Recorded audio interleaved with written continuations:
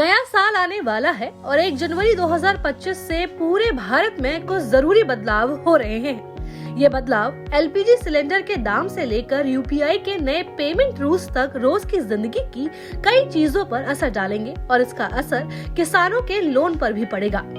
LPG के दामों में बदलाव 1 जनवरी 2025 को ऑयल कंपनियां खाना बनाने और कमर्शियल यूज के लिए जो एलपीजी सिलेंडर यूज होते हैं उनके दामों में थोड़ा चेंज करेंगी। अभी 19 किलो वाले कमर्शियल एलपीजी सिलेंडर के दाम ऊपर नीचे हुए थे, लेकिन जो 14 किलो वाला घर का सिलेंडर है उसके दाम अभी तक सेम है। हो सकता है इन दामों में कुछ बढ़ोतरी या कुछ बदलाव हो। इसके अलावा जो हवाई जहाज में तेल डलता है उसके दामों में भी कुछ चेंजेस हो सकते हैं। ईपीएफओ का नया रूल 1 जनवरी 2025 से ईपीएफओ यानी एम्प्लॉय प्रोविडेंट फंड ऑर्गेनाइजेशन के पेंशन पाने वालों के लिए एक बड़ा चेंज होगा।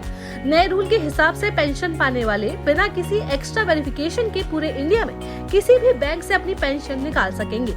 इस रूल से सब पेंशनर्स के लिए पेंशन निकालना और भी आसान हो जाएगा। शेयर बाजार के क्लोजिंग रूल में बदलाव जो सेंसेक्स 50 और बैंकेक्स हैं, उनकी क्लोजिंग डेट 1 जनवरी से बदल जाएगी। पहले ये फ्राइडे को क्लोज होते थे, अभी हर हफ्ते ट्यूसडे को क्लोज होंगे। जो 3 महीने और 6 महीने वाले कॉन्ट्रैक्ट हैं, वो अब उन महीनों के लास्ट ट्यूसडे को क्लोज होंगे। इसके अलावा नए रूल के हिसाब से निफ्टी 50 के मंथली कॉन्ट्रैक्ट थर्सडे को क्लोज होंगे। किसानों के लिए बिना गारंटी का loan reserve bank of India के एक नए रूल के हिसाब से 1 जनवरी 2025 से किसान बिना किसी गारंटी के 2 लाख रुपए तक का लोन ले सकेंगे। इस चेंज से जो पहले 1,60,000 रुपए की लिमिट थी वो बढ़ जाएगी, जिससे किसानों को खेती के काम के लिए आसानी से ज्यादा लोन मिल सकेगा।